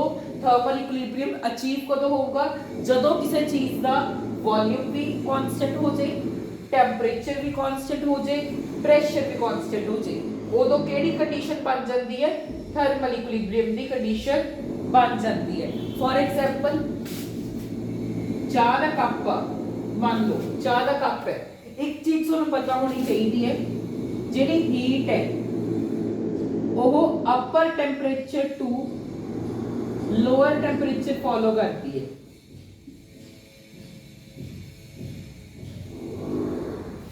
मतलब सर जी मान लो तुसीं हो हीटर दे मूरे अपने हाथ कदे कीते? हीटर दा जिहड़ी हीट दिंदा है, हीटर दा जिहड़ा टेंपरेचर है वो की हुंदा गा? ज़्यादा हुंदा है। एक हीटर के अंदर टेंपरेचर की हुंदा है? ज़्यादा हुंदा है। ते कदे भी ये चीज़ करके देख लो, हीटर के मूरे अपने आए हाथ रखियो, तो मैनूं आए दसो तुहाडे हाथ रखण नाल तुहाडे हत्थां दा टेंपरेचर दे विच की बदलाव आंदा है? ਜਿਹੜੇ ਤੁਹਾਡੇ हैंड्स है, ਜਿਹੜੇ ਤੁਹਾਡੇ ਹੱਥ है, ਉਹਨਾਂ ਦੇ ਟੈਂਪਰੇਚਰ ਵਿੱਚ ਕੀ ਬਦਲਾਵ ਆਊਗਾ? ਉਹਨਾਂ ਦਾ ਵੀ ਟੈਂਪਰੇਚਰ ਕੀ ਹੋਊਗਾ? ਉਹ ਹੋ ਜਾਊਗਾ, ਇਨਕਰੀਜ਼ ਹੋ ਜਾਊਗਾ। ਤਾਂ ਮੈਂ ਇਹ ਗੱਲ ਕਹਿਣਾ ਚਾਹੁੰਦਾ, ਜਿਹੜੀ ਹੀਟ ਹੈ ਉਹ अपर टेंपरेचर तो लोअर टेंपरेचर करी ट्रैवल करती है, ज्यादा टेंपरेचर तो घट टेंपरेचर करी ट्रैवल करती है। ये चीज कहना चाहना, हीटर है, हीटर की जिहड़ी हीट तुसी तुहाडे हत्थां दे ट्रांसफर हुंदी है, तो तुसी देखना तुहाडे हत्थ गर्म होना शुरू हो जाते हैं। तो गर्म क्यों होना शुरू करते हैं? क्योंकि जिहड़ी हीटर की हीट है वो तुहाडे हत्थां ते ट्रैवल कर रही है। क्यों? क्योंकि उसका टेंपरेचर ज्यादा है, इनका टेंपरेचर घट है, तो higher temperature to lower temperature तक हीट अपनी ट्रैवल करती है। ठीक है जी। टी है, चाह का कप पिया पिया ना ठंडा हो ही जाऊगा, चाह का कप पिया पिया ठंडा होता है। एक इहो जिहा टाइम आऊगा जदों तुहाडा चाह का कप रूम टेंपरेचर ते आ जाऊगा, जदों तुहाडा चाह का कप रूम टेंपरेचर ते आ जाऊगा। क्यों? क्योंकि हुण देखो सराउंडिंग दे विच भी टेंपरेचर सेम है, चाह के कप का भी टेंपरेचर सेम है, तो हीट नूं तां किद्दां ट्रांसफर हो ही नहीं सकती, ना तो हीट बाहर जा सकती ना हीट अंदर आ सकती है। तो जदों इहो जी कंडीशन बन जाए भी जदों तुहाडे चाह के कप ने रूम टेंपरेचर ही अचीव कर लिया कि ना तो हीट लै सकदा ना हीट बाहर जा रही है, तो उस स्टेज नूं तुसीं की बोलदे हो? थर्मोडायनेमिक स्टेज बोलते हो, या फिर थर्मोडायनेमिक इक्विलिब्रियम बोलते हो। क्यों? क्योंकि उदों वॉल्यूम भी कांस्टेंट हो जाऊगी, टेंपरेचर भी कांस्टेंट हो जाऊगा ते प्रेशर भी कांस्टेंट हो जाऊगा। क्लियर? थर्मोडायनेमिक इक्विलिब्रियम मतलब जदों एक एहो जी स्टेज आ जाए अपनी किसी भी सिस्टम की कि एहो जी स्टेज जदों वॉल्यूम प्रेशर ते टेंपरेचर कांस्टेंट हो जाए। ठीक है, वैसे ये डेफिनेशन ये भी है कि a system is said to be thermodynamic equilibrium if it is simultaneously in mechanical equilibrium, thermal equilibrium ਤੇ chemical equilibrium। क्लियर? आम भाषा ਵਿੱਚ अपने नोट्स वाली लैंग्वेज ਦੇ ਵਿੱਚ ਇਹ ਚੀਜ਼ ਰੱਖਿਓ। ठीक है, ये ज्यादा समझना सौखा हो जाऊगा सो ਇਹਦੇ ਥਰੂ। ਅੱਗੇ ਨਾ ਆਪਣੇ ਕੋਲ ਥਰਮੋਡਾਇਨਾਮਿਕ ਪ੍ਰੋਸੈਸਸ ਆਉਂਦੇ ਤਾਂ ਪ੍ਰੋਸੈਸਸ ਅੱਗੇ ਆਪਣੇ ਕੋਲ 4 ਟਾਈਪਸ ਦੇ ਆਈਸੋਥਰਮਲ, ਆਈਸੋਕਲੋਰਿਕ, ਆਈਸੋਬਾਰਿਕ ਤੇ ਐਡੀਆਬੈਟਿਕ ਪ੍ਰੋਸੈਸਸ। ਠੀਕ ਹੈ, ਇਸ ਤੋਂ ਪਹਿਲਾਂ ਤੁਹਾਨੂੰ ਨਾ ਇੱਕ ਇਕੁਏਸ਼ਨ ਪਤਾ ਹੋਵੇ PV = nRT। ਸਰ ਜੀ ਸਾਨੂੰ ਤਾਂ ਪਤਾ ਹੈ ਇਹ ਆਈਡੀਅਲ ਗੈਸ ਇਕੁਏਸ਼ਨ ਹੈ ਨਾ ਜੀ, ਇਹਨੂੰ ਆਪਾਂ ਆਈਡੀਅਲ ਗੈਸ ਇਕੁਏਸ਼ਨ ਬੋਲਦੇ ਆ। P ਕੀ ਹੈ? ਪ੍ਰੈਸ਼ਰ, V की है वॉल्यूम, N की है नंबर ऑफ मोल्स, R की है यूनिवर्सल गैस कांस्टेंट, T की है टेंपरेचर। R ਹੁੰਦਾ है, R ਦੀ ਵੈਲਿਊ ਫਿਕਸ ਹੈ 8.314। ਜਿਵੇਂ ਵੱਡੀ ਜੀ ਦੀ ਵੈਲਿਊ ਫਿਕਸ ਹੁੰਦੀ ਹੈ ਉਵੇਂ R ਦੀ ਵੈਲਿਊ ਫਿਕਸ ਰਹਿੰਦੀ ਹੈ। ਠੀਕ ਹੈ ਜੀ, ਤਾਂ ਸਭ ਤੋਂ ਪਹਿਲਾਂ ਹੁਣ ਮੈਂ ਤੁਹਾਨੂੰ ਆਖਿਆਗਾ ਨਾ ਸਮਝ ਆਵੇ ਚੁੱਪ ਕਰਕੇ ਉਹਨੂੰ ਤੋੜ ਲਓ। ਮੈਂ ਜਿਵੇਂ ਆਈਸੋ ਨੂੰ ਤੋੜਤਾ, ਇਹਦੇ ਵਿੱਚ ਇਹਨੂੰ ਮੈਂ ਥਰਮਲ ਵਿੱਚ ਤੋੜਤਾ। ਆ ਵਰਡ ਨੂੰ ਆਈਸੋ ਦਾ ਮਤਲਬ ਹੁੰਦਾ ਹੈ ਜੋ ਚੀਜ਼ ਕਾਂਸਟੈਂਟ ਹੋਵੇ ਜਾਂ ਫਿਰ ਸੇਮ ਹੋਵੇ। ਤਾਂ ਇੱਥੇ ਆਈਸੋ ਦਾ ਮਤਲਬ ਕੀ ਹੋ ਗਿਆ? ਕਾਂਸਟੈਂਟ। ਇੱਥੇ ਥਰਮਲ ਦਾ ਮਤਲਬ ਕੀ ਹੋ ਗਿਆ? ਥਰਮਲ ਦਾ ਸਰ ਜੀ ਹੀਟ ਹੁੰਦਾ ਹੈ। थर्मल का मतलब हीट होंदा है। हीट कादे रिलेटेड है? टेंपरेचर दे। थर्मल का मतलब इत्थे टेंपरेचर है। थर्मल का मतलब इत्थे टेंपरेचर है। तो जदों किसी प्रोसेस दे विच टेंपरेचर अपना की हो जाए कांस्टेंट हो जाए, उस प्रोसेस को तुसी की बोलनागा? आइसोथर्मल प्रोसेस बोलना है। फॉर एग्जांपल PV बराबर है nRT। PV बराबर है nRT they. Number of moles भी कांस्टेंट है, यूनिवर्सल गैस कांस्टेंट तो वैसे ही कांस्टेंट है, T भी कांस्टेंट है। तो मैं बोल सकता अपना PV बराबर होगा कांस्टेंट दे। बोलो, बोल सकता कि नहीं? क्यों सर जी? क्योंकि नंबर ऑफ मोल्स भी कांस्टेंट है, R भी कांस्टेंट है, T की वैल्यू अपन देख ही ली कांस्टेंट है, तो आप बोल सकते हैं PV भी बराबर कांस्टेंट है। फिर आता है आइसोक्लोरिक प्रोसेस। क्लोरिक ਦਾ ਇੱਥੇ ਮੀਨ ਕਰ ਰਿਹਾ ਹੈਗਾ ਵੋਲਿਊਮ। ਇੱਥੇ क्लोरिक ਦਾ ਮਤਲਬ ਹੈ ਵੋਲਿਊਮ। ਪਰ ਜਦੋਂ ਵੋਲਿਊਮ ਕਾਂਸਟੈਂਟ ਹੋ ਜਾਏ, ਵੋਲਿਊਮ ਕਾਂਸਟੈਂਟ ਹੋ ਜਾਏ, ਠੀਕ ਹੈ ਜੀ, ਉਦੋਂ ਤੁਸੀਂ ਕੀ ਲਿਖੋਗੇ ਕਿ ਉਹ ਆਈਸੋਕਲੋਰਿਕ ਪ੍ਰੋਸੈਸ ਹੈ। ਤੇ ਇੱਕ ਗੱਲ ਯਾਦ ਰੱਖਿਓ, ਜਿਹੜਾ PV = nRT ਆਪਾਂ ਪੜ੍ਹ ਰਹੇ ਹਾਂ, ਇਹ ਨਾ ਕਲੋਜ਼ਡ ਕੰਟੇਨਰ ਦੇ ਉੱਤੇ ਹੈ ਵੀ ਕਲੋਜ਼ਡ ਕੰਟੇਨਰ 'ਚ ਗੈਸ ਭਰੀ ਹੋਈ ਆ, ਉਹ ਤੇ ਪ੍ਰੈਸ਼ਰ ਲਗਾ ਰਹੇ ਹੋ, ਤਾਂ ਪ੍ਰੈਸ਼ਰ ਲਗਾਉਣ ਤੋਂ ਬਾਅਦ ਉਹਦੀ ਵੋਲਿਊਮ ਕਾਂਸਟੈਂਟ ਹੈ, ਮਤਲਬ ਵੋਲਿਊਮ ਦੇ ਵਿੱਚ ਕੋਈ ਬਦਲਾਵ ਨਹੀਂ ਆਇਆ। ਤੇ ਇੱਥੇ ਵੋਲਿਊਮ ਕਾਂਸਟੈਂਟ ਦਾ ਮਤਲਬ ਹੈ ਕਿ ਡੈਲਟਾ V ਦੀ ਵੈਲਿਊ ਜਾਂ ਤਾਂ 0 ਹੈ, ਕਿਉਂਕਿ ਦੇਖੋ ਪ੍ਰੈਸ਼ਰ ਲਗਾਉਣ ਤੋਂ ਬਾਅਦ ਜਿੰਨੀ ਪਹਿਲਾ ਵੋਲਿਊਮ ਸੀ ਉਨੀ ਵੋਲਿਊਮ ਬਾਅਦ ਚੋਂ ਵੀ ਹੈ, ਜਿੰਨੀ ਵੋਲਿਊਮ ਪਹਿਲਾਂ ਸੀ ਉਨੀ ਹੀ ਬਾਅਦ ਚੋਂ ਹੈ। ਤਾਂ ਡੈਲਟਾ V ਦਾ ਮਤਲਬ ਕਿ ਵੈਲਿਊ ਕੀ ਹੋ ਜੂ? 0। क्यों? क्योंकि डेल्टा V की वैल्यू होगी volume final minus volume initial. पर सर जी प्रेशर लगाने तो बाद तो वॉल्यूम कांस्टेंट है, वॉल्यूम कांस्टेंट का मतलब वॉल्यूम च कोई बदलाव ही नहीं आया, ना तो फाइनल विच ना इनिशियल। जे पहला वॉल्यूम 200 लीटर मिलीलीटर सी तो बाद चों भी 200 मिलीलीटर ही रहूगी वॉल्यूम, है ना, क्योंकि वॉल्यूम ਦੇ ਵਿੱਚ ਤਾਂ ਕੋਈ ਬਦਲਾਵ ਹੀ ਨਹੀਂ ਆਇਆ। ਤਾਂ ਫਾਈਨਲ ਮਾਈਨਸ ਇਨੀਸ਼ੀਅਲ ਕਰੋਗੇ ਤਾਂ ਕਿੰਨਾ ਆ ਜਾਊਗਾ? 0। ਤਾਂ ਆਪਾਂ ਡੈਲਟਾ V ਦੀ ਵੈਲਿਊ ਕੀ ਕੱਢਤੀ? 0 ਜਦੋਂ ਵੋਲਿਊਮ ਕਾਂਸਟੈਂਟ ਹੈ। ਠੀਕ ਹੈ ਜੀ। ਫਿਰ ਆ ਜਾਂਦਾ ਆਈਸੋਬਾਰਿਕ ਪ੍ਰੋਸੈਸ। ਬਾਰਿਕ ਇੱਕ ਟਰਮ ਹੁੰਦੀ ਹੈ ਰਿਲੇਟਡ ਟੂ ਪ੍ਰੈਸ਼ਰ। ਪ੍ਰੈਸ਼ਰ ਦੇ ਵਿੱਚ ਪੜੋਗੇ ਬਾਰਿਕ ਇੱਕ ਟਰਮ ਹੈ ਰਿਲੇਟਡ ਟੂ ਪ੍ਰੈਸ਼ਰ। ਤਾਂ ਹੁਣ ਇੱਥੇ ਕੀ ਚੀਜ਼ ਕਾਂਸਟੈਂਟ ਹੋਊਗੀ? ਪ੍ਰੈਸ਼ਰ ਕਾਂਸਟੈਂਟ ਹੋਊਗਾ। प्रेशर की वैल्यू की रहूगी कांस्टेंट। यानी कि इस इक्वेशन दे विच प्रेशर की वैल्यू अपनी कांस्टेंट रहूगी। ठीक है जी। फिर आ जाता है एडियाबैटिक प्रोसेसेस। एडियाबैटिक प्रोसेस दे विच क्यू की वैल्यू 0 होंदी है। क्यू की वैल्यू 0 होने का मतलब हीट जिहड़ी तुसीं दे रहे हो, जिहड़ी तुसीं हीट सप्लाई कर रहे हो वो की है 0 है, उनकी वैल्यू कितनी है 0 है। ठीक है जी। चार प्रोसेस पढ़े सी आपां। आइसोथर्मल टेंपरेचर कांस्टेंट है, आइसोफ्लोरिक वॉल्यूम कांस्टेंट है, आइसोबारिक प्रेशर कांस्टेंट है, एडियाबैटिक प्रोसेस टेंपरेचर कांस्टेंट है। फिर एक क्वेश्चन आ जाता है 1 मार्क्स दे विच, which process has 0 work done. किहड़े प्रोसेस दे विच वर्क डन की वैल्यू 0 होंदी है। ਜਿਹੜੇ ਬੱਚਿਆਂ ਨੇ ਮੇਰਾ ਕੈਮਿਸਟਰੀ ਦਾ वन शॉट ਲਾਇਆ ਹੈ ਥਰਮੋ ਦਾ, ਉਹਨਾਂ ਲਈ ਤਾਂ ਬਹੁਤ ਈਜ਼ੀ ਹੈ। ਹਿੰਟ ਇਹਨਾਂ ਵਿੱਚ ਹੀ ਹੈ। Work done in terms of pressure ਦੇ ਵਿੱਚ ਕੀ ਲਿਖਦੇ ਹੁੰਦੇ ਸੀ ਆਪਾਂ, P delta V। Work done ਕੀ ਬਰਾਬਰ ਹੁੰਦਾ ਹੈ P ਡੈਲਟਾ V ਦੇ ਰੱਟ ਲਓ। ਵੈਸੇ ਤਾਂ ਡੈਰੀਵੇਸ਼ਨ ਹੁੰਦੀ ਹੈ ਕਿ ਵਰਕ ਡਨ ਨੂੰ ਆਪਾਂ ਡੈਲਟਾ V ਦੇ ਬਰਾਬਰ ਇਕੁਅਲ ਕਰਦੇ ਹੁੰਦੇ। ਮੈਂ ਕੈਮਿਸਟਰੀ ਦੀ ਥਰਮੋ ਚ ਕਰਾਈ ਸੀ ਇਹ ਡੈਰੀਵੇਸ਼ਨ, तो उत्थे ही देखो मैं दोबारा नहीं करवाने वाला। तो वर्क डन आप P डेल्टा V लिख सकते हैं, पर किहड़े प्रोसेस दे विच या तो P की वैल्यू कांस्टेंट है या फिर डेल्टा V की। P की वैल्यू कांस्टेंट का मतलब हैगा कि प्रेशर की वैल्यू 0 है, ते हुण या फिर या तो प्रेशर की वैल्यू 0 होवे या डेल्टा V की वैल्यू 0 होवे। तो डेल्टा V की वैल्यू किहड़े प्रोसेस दे विच 0 है। तो आप देख सकते हैं कि आइसोक्लोरिक प्रोसेस दे विच डेल्टा V की वैल्यू की है 0 है, डेल्टा V की वैल्यू की है 0 है। हुण तुसीं इस इक्वेशन दे विच जे P नू 0 नाल मल्टीप्लाई करोगे तो अपने कोल की आऊगा, वर्क डन की वैल्यू 0 आ जाऊगी। तो आप बोल सकते हैं आइसोक्लोरिक प्रोसेस दे विच जिहड़ा अपना वर्क डन है इहदी वैल्यू की हुंदी है 0 हुंदी है। क्लियर। आप चार प्रोसेसेस दी डिस्कस कीते ने। पहला प्रोसेस आइसोथर्मल जिहदे विच टेंपरेचर कांस्टेंट हुंदा गा। दूसरा प्रोसेस आइसोक्लोरिक जिहदे विच वॉल्यूम कांस्टेंट हुंदी है। तीसरा प्रोसेस आइसोबारिक जिहदे विच तुसी अपना प्रेशर कांस्टेंट रखदे हो।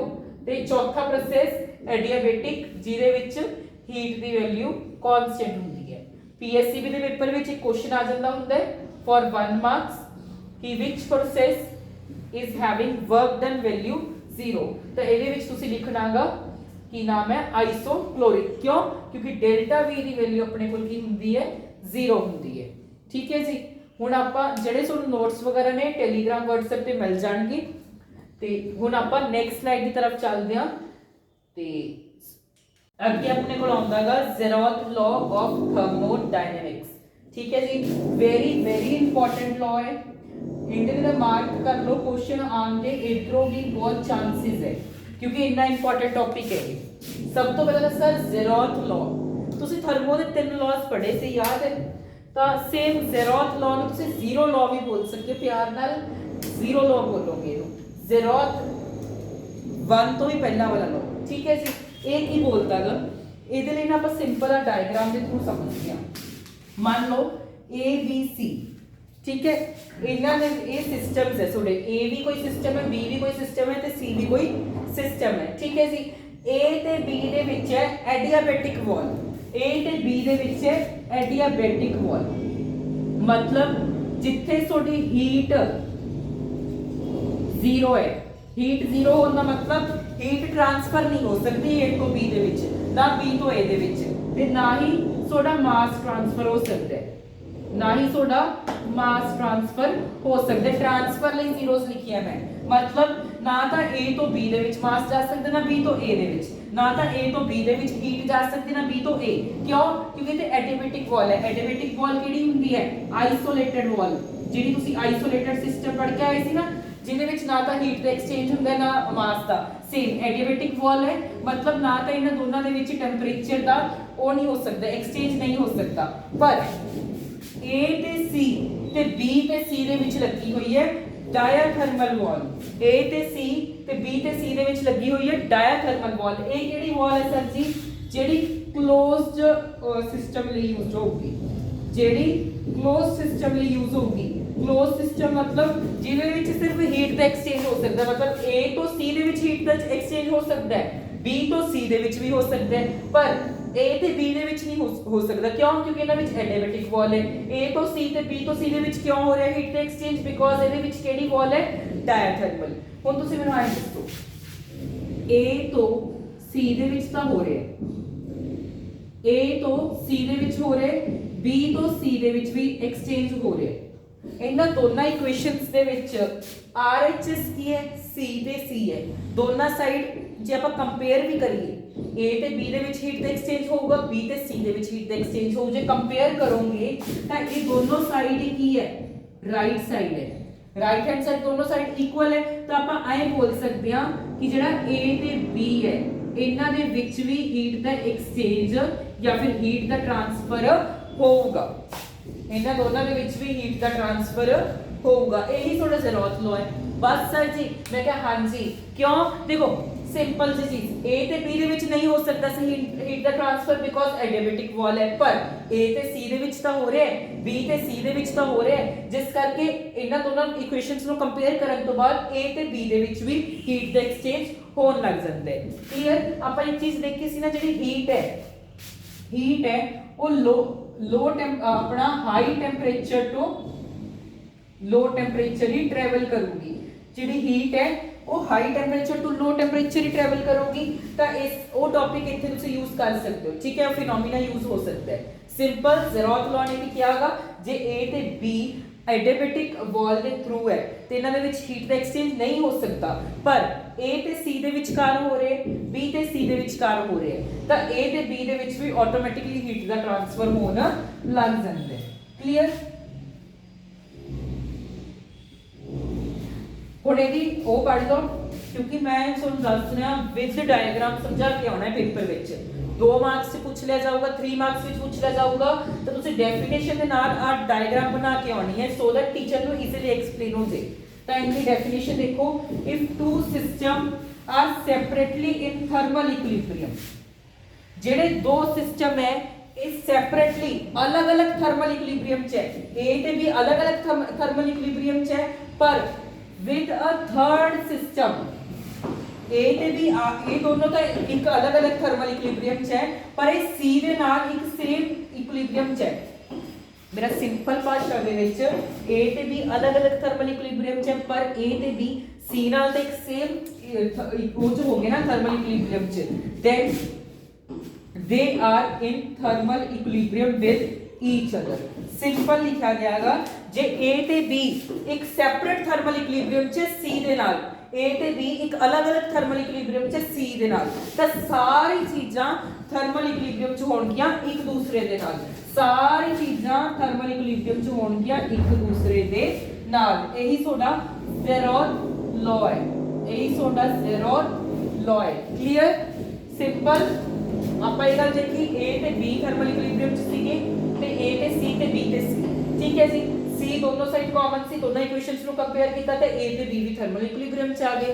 ज़ेरोथ लॉ की डेफिनेशन भी यही बोल रही है, A ते B से थर्मल इक्विलिब्रियम च सेपरेटली थर्ड दे नाल, दोनों सेपरेटली थर्मल इक्विलिब्रियम च थर्ड दे नाल, तां सारी चीज़ां थर्मल इक्विलिब्रियम दे विच होंदियां हैं। ठीक है जी, वेरी इंपॉर्टेंट टॉपिक, अपनी नोट्स वाली नोटबुक च मार्क कर लियो। क्वेश्चन आने के चांसेस मोस्ट प्रोबेबली है सेम। जे 200 स्कूलों ने पेपर बनाया, अलग अलग स्कूलों से पेपर बनते स्कूल लेवल पे, तो I am damn sure 180 school दे विच ज़ेरोथ लॉ दे क्वेश्चन आऊगा। इतना इंपॉर्टेंट टॉपिक है। ठीक है जी, क्लियर है? हुण आपां ਜਿਹੜੇ ਨੋਟਸ ਵਗੈਰਾ ਨੇ ਉਹ WhatsApp ਤੇ Telegram ਗਰੁੱਪ ਦੇ ਵਿੱਚ ਮਿਲ ਜਾਣਗੇ। ਹੁਣ ਆਪਾਂ ਆਪਣੀ ਨੈਕਸਟ ਸਲਾਈਡ ਦੀ ਤਰਫ ਚੱਲਦੇ ਹਾਂ। ਜਿਹੜਾ ਆਪਣੇ ਕੋਲ ਕੁਝ ਟਰਮਸ ਆ ਜਾਂਦੀ ਆ ਉਹਨਾਂ ਦੀ ਡੈਫੀਨੇਸ਼ਨ ਪੁੱਛ ਲੈਂਦੇ ਆ, ਜਿਵੇਂ ਹੀਟ ਕੀ ਹੁੰਦੀ ਹੈ? ਇੱਕ ਫਾਰਮ ਦੀ એનર્ਜੀ ਹੈ ਜੋ ਕਿ ट्रैवल करती है टेम्परेचर के बदलाव करके। अपन सब मैं एक गल पहले ही क्लीयर करती, हीट की है higher temperature to lower temperature travel करती है। हीट एक्चुअल विच की हुंदी है, ये एनर्जी है जो कि ट्रांसफर हुंदी है किस करके? टेम्परेचर डिफरेंस करके। दा हीट की परिभाषा है, बहुत बच्चों को हीट की परिभाषा ही नहीं पता होंगी, डेफिनेशन ही नहीं पता होंगी। ठीक है, हीट की है simple form of energy, unit की होंगे फिर जूल। ਤੇ ਇਹ ਟੈਂਪਰੇਚਰ ਡਿਫरेंस करके ट्रैवल करूगी। Higher temperature to lower temperature heat की है ट्रैवल करती है। फिर वर्क डन का सर सानू सब नहीं पता है। Work is done when gas expands और कंट्रैक्ट्स, पर इत्थे वर्क डन दूसरे की गल चल रही है कि कोई कंटेनर है, ਇਹਦੇ ਵਿੱਚ ਗੈਸ ਨੂੰ ਜਾਂ ਤਾਂ ਐਕਸਪੈਂਡ ਕਰਨ ਵਿੱਚ ਕਿੰਨਾ ਵਰਕ ਲੱਗ ਰਿਹਾ ਹੈ ਜਾਂ ਫਿਰ ਉਹਨੂੰ ਕੰਟਰੈਕਟ ਕਰਨ ਵਿੱਚ ਕਿੰਨਾ ਵਰਕ ਲੱਗ ਰਿਹਾ ਹੈ, ਉਸ ਵਰਕ ਦੀ ਗੱਲ ਚੱਲ ਰਹੀ ਹੈ। ਜਿਹੜੀ ਗੈਸ ਨੂੰ ਐਕਸਪੈਂਡ मतलब ਗੈਸ ਦੇ ਪਾਰਟੀਕਲਸ ਨੂੰ ਖੋਲਣ ਲਈ ਕਿੰਨਾ ਵਰਕ ਕਰਨਾ ਪੈ ਰਿਹਾ ਹੈ ਜਾਂ ਗੈਸ ਦੇ ਪਾਰਟੀਕਲਸ ਨੂੰ ਕੰਪਰੈਸ ਕਰਨ ਲਈ ਕਿੰਨਾ ਵਰਕ ਡਨ ਕਰਨਾ ਪੈ ਰਿਹਾ ਹੈ, ਉਹਦੀ ਗੱਲ ਚੱਲ ਰਹੀ ਹੈ। For small work done W the value ਹੁੰਦੀ ਹੈ P dV। मैं डेरिवेशन कराऊंगा, टेंशन ना लो, डेरिवेशन कराऊंगा कि आ वर्क डन का फार्मूला निकलता किवें। ठीक है, स्मॉल चेंज मतलब वॉल्यूम ਦੇ ਵਿੱਚ ਬਹੁਤ ਘੱਟ ਬਦਲਾਅ ਆਇਆ ਹੈ ਤਾਂ ਉਹਦੇ ਲਈ ਆ ਫਾਰਮੂਲਾ ਹੈ। ਠੀਕ ਹੈ ਜੀ। ਫਿਰ ਇੰਟਰਨਲ એનર્ਜੀ ਸਰ ਜੀ ਕੋਈ ਵੀ ਪਾਰਟੀਕਲ ਦੇ ਵਿੱਚ ਜਿੰਨੀ ਸਾਰੀ એનર્ਜੀਜ਼ ਹੈ ਉਹਨਾਂ ਦੇ ਸਮ ਨੂੰ ਬੋਲਦੇ ਇੰਟਰਨਲ એનર્ਜੀ। ਕੋਈ ਪਾਰਟੀਕਲ ਦੇ ਵਿੱਚ ਕਿੰਨੀ ਸਾਰੀ એનર્ਜੀਜ਼ ਹੈ ਉਹਨਾਂ ਸਭ ਦੇ ਸਮ ਨੂੰ ਬੋਲਦੇ ਇੰਟਰਨਲ એનર્ਜੀ। ठीक है जी। total energy possessed by a molecule due to random motion, total energy ਤਾਂ ਇਹ ਗੱਲ ਹੋਗੀ ਕਿ ਇੱਕ ਪਾਰਟੀਕਲ ਦੇ ਵਿੱਚ ਮੋਸ਼ਨ ਆਣ ਕਰਕੇ ਜਿੰਨੀ ਵੀ ਸਾਰੀ એનર્ਜੀਜ਼ ਹੈ ਉਹਨਾਂ ਦੇ ਸਮ ਨੂੰ ਤੁਸੀਂ ਬੋਲਦੇ ਹੋ ਇੰਟਰਨਲ એનર્ਜੀ। ਸੇਮ ਡੈਫੀਨੇਸ਼ਨਸ ਹੈ ਕੈਮਿਸਟਰੀ ਵਿੱਚ ਵੀ ਪੜਾਈਆਂ ਸੀ ਤਾਂ ਫਿਜ਼ਿਕਸ ਦੇ ਵਿੱਚ ਵੀ ਤੁਸੀਂ ਜੇ ਲਿਖਣੀਆਂ ਲਿਖ ਲਿਓ ਨੋਟਸ ਦੇ ਵਿੱਚ, ਅਦਰਵਾਈਜ਼ ਕੋਈ ਗੱਲ ਨਹੀਂ। ਅੱਗੇ ਆਪਣੇ ਕੋਲ ਆਉਂਦਾਗਾ फर्स्ट लॉ ऑफ थर्मोडायनेमिक्स। जेड़ा फर्स्ट लॉ ऑफ थर्मोडायनेमिक्स है एक केमिस्ट्री दे थर्मोडायनेमिक्स दे लॉ तो जमा डिफरेंट है। केमिस्ट्री दे थर्मोडायनेमिक्स दे लॉ तो जमा अलग लॉ है ये फर्स्ट लॉ ऑफ थर्मोडायनेमिक्स। ता इन दे according heat supplied to a system, heat supplied to a system is equal to, ये बराबर है इंक्रीज इन इंटरनल एनर्जी यानी कि delta U plus work done by the system, plus work done by the system दे। तो ये की है ना मैथमेटिकल फॉर्मूला गा।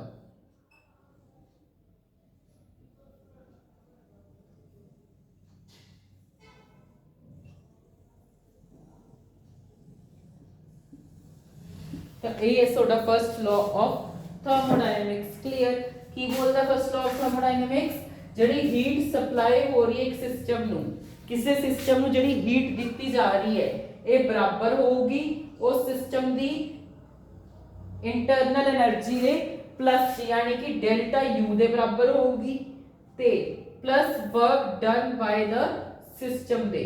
ਠੀਕ ਹੈ ਜੀ, ਸਿੰਪਲ ਜੀ ਗੱਲ ਹੈ। ਫਸਟ ਲਾਅ ਆਫ ਥਰਮੋਡਾਇਨਾਮਿਕਸ ਆਪਾਂ ਨੂੰ ਇਹ ਬੋਲ ਰਹੇ ਜਿਹੜੀ ਹੀਟ ਤੁਸੀਂ ਸਪਲਾਈ ਕਰ ਰਹੇ ਹੋ ਕਿਸੇ ਸਿਸਟਮ ਨੂੰ ਉਹ ਬਰਾਬਰ ਹੋਊਗੀ ਇੱਕ ਤਾਂ ਚੇਂਜ ਇਨ ਇੰਟਰਨਲ એનર્ਜੀ ਜਾਂ ਫਿਰ ਇੰਕਰੀਜ਼ ਇਨ ਇੰਟਰਨਲ એનર્ਜੀ ਜਾਂ ਫਿਰ ਡੈਲਟਾ ਯੂ ਦੇ plus work done ਬਾय the system. ਠੀਕ ਹੈ ਜੀ। ਹੁਣ ਮੇਰੀ ਗੱਲ ਬਹੁਤ ਧਿਆਨ ਨਾਲ ਸੁਣਿਓ। ਹੁਣ ਮੈਂ ਅੱਗੇ ਡੈਰੀਵੇਸ਼ਨਸ ਕਰਾਣੀ ਹੈ, ਤਿੰਨ ਡੈਰੀਵੇਸ਼ਨਸ ਹੈ ਉਹ ਕਰਾਉਂਗਾ प्लस न्यूमेरिकल्स करानी है। ठीक है जी। हुण तो जेडे बच्चे ने डेरिवेशंस ते न्यूमेरिकल्स करने वो रुकणगे सारे, न्यूमेरिकल्स भी करोगे डेरिवेशन भी करोगे तुसी सारे क्योंकि मेरे तो पढ़ रहे हो। ठीक है जी। हुण आपां डेरिवेशंस तीन डेरिवेशंस है ते कुछ न्यूमेरिकल्स है, फिर पार्ट 1 नूं खत्म करते हैं। सब तो पहली डेरिवेशन आंदी है फर्स्ट लॉ फॉर आइसोक्लोरिक प्रोसेस। ਇਹਦੇ ਵਿੱਚ ਆਪਾਂ ਵਰਕ ਡਨ ਕੱਢਦੇ ਹੁੰਦੇ ਆ ਆਈਸੋਕਲੋਰਿਕ ਪ੍ਰੋਸੈਸ ਦੇ ਕੇਸ ਦੇ ਵਿੱਚ। ਠੀਕ ਹੈ ਜੀ। ਸਭ ਨੂੰ ਪਤਾਗਾ ਵਰਕ ਡਨ ਦਾ ਫਾਰਮੂਲਾ ਹੁੰਦਾ ਹੈ P ਡਾਟ ਡੈਲਟਾ V ਤੇ ਇੰਟੀਗ੍ਰੇਸ਼ਨ। ਸਰ ਜੀ ਇਹ ਫਾਰਮੂਲਾ ਦਾ ਇਹ ਤੁਸੀਂ ਮੇਰੀ ਕੈਮਿਸਟਰੀ ਵਾਲੀ ਥਰਮੋ ਦੀ ਵੀਡੀਓ ਵਿੱਚ ਦੇਖ ਕੇ ਆਏ ਹੋ। ਡੈਰੀਵੇਸ਼ਨ ਦਾ ਫਾਰਮੂਲਾ ਹੁੰਦਾਗਾ ਵਰਕ ਡਨ ਬਰਾਬਰ P ਡਾਟ ਡੈਲਟਾ V। ਇਹਦੀ ਡੈਰੀਵੇਸ਼ਨ ਹੈ ਉਹਦੇ ਥਰੂ ਹੈ, ਉਹਦਾ ਰਿਜ਼ਲਟ ਹੈ। ਠੀਕ ਹੈ, ਮੈਂ ਡਾਇਰੈਕਟ ਯੂਜ਼ ਕਰ ਰਿਹਾ। ਹੁਣ ਮੈਨੂੰ ਆਏ ਦੱਸੋ ਆਈਸੋਕਲੋਰਿਕ ਪ੍ਰੋਸੈਸ ਦੇ ਵਿੱਚ ਤਾਂ ਡੈਲਟਾ V ਦੀ ਵੈਲਿਊ 0 ਹੁੰਦੀ ਹੈ। ਸਰ ਜੀ ਡੈਲਟਾ V ਦੀ ਵੈਲਿਊ ਤਾਂ 0 ਹੁੰਦੀ ਹੈ ਤਾਂ ਵਰਕ ਡਨ ਕੀ ਆ ਜਾਊਗਾ 0 ਆ ਜਾਊਗਾ। ਮੈਂ ਕਿਹਾ ਬਿਲਕੁਲ ਸਹੀ ਗੱਲ ਹੈ। ਹੁਣ ਤੁਸੀਂ ਇੱਥੇ ਲਿਖੋਗੇ from first law of thermodynamics.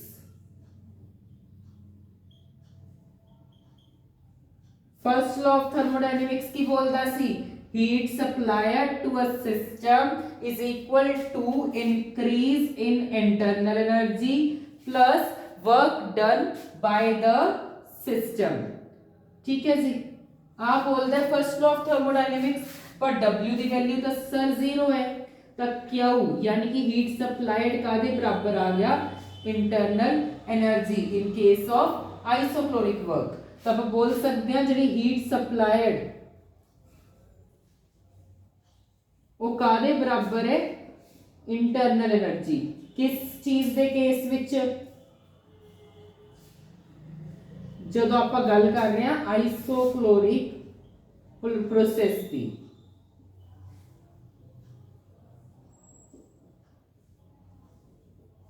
ठीक है जी, ये हो जाऊगा इनके एक न्यूमेरिकल करवाना फिर आप कर दे। ठीक है, 1 मिनट लिए वीडियो नो आप वो ले रहे हैं, मैं पॉज ले रहा हूं क्योंकि मैं न्यूमेरिकल की स्टेटमेंट लिखनी है।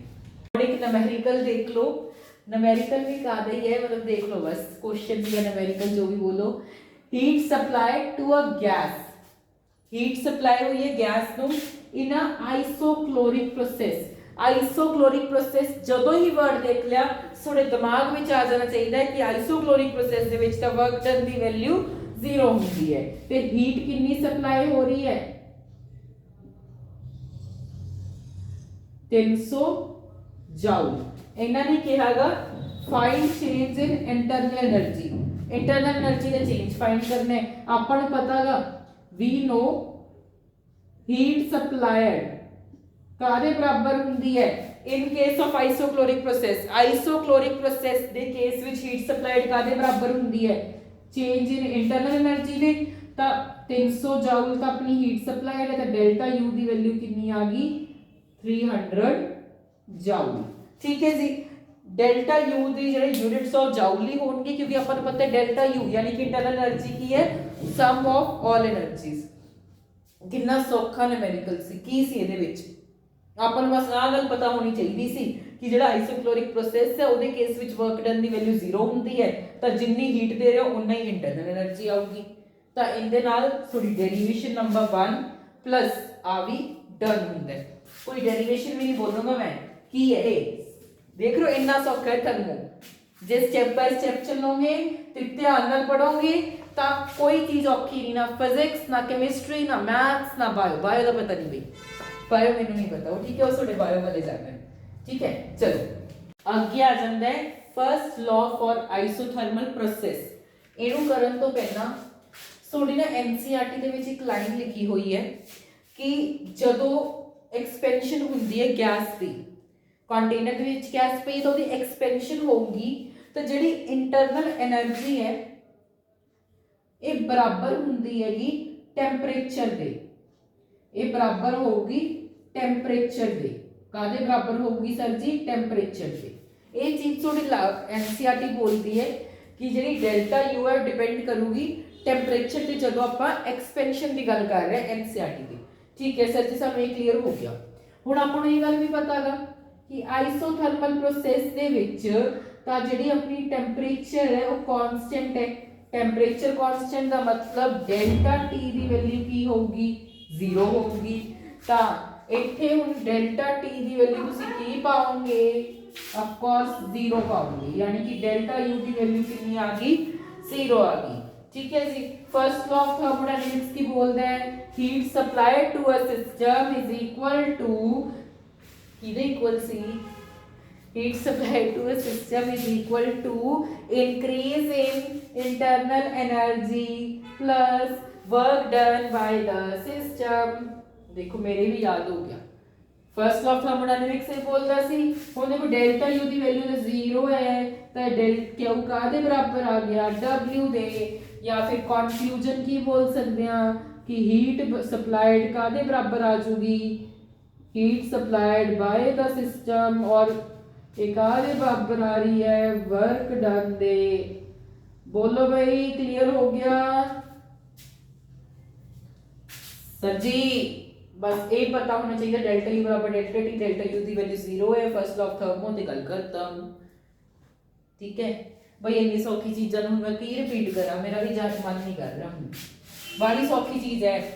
ठीक है हुण एक न्यूमेरिकल देख लो भई, अखीर च मैं भी ना स्टूडेंट ही हाँ।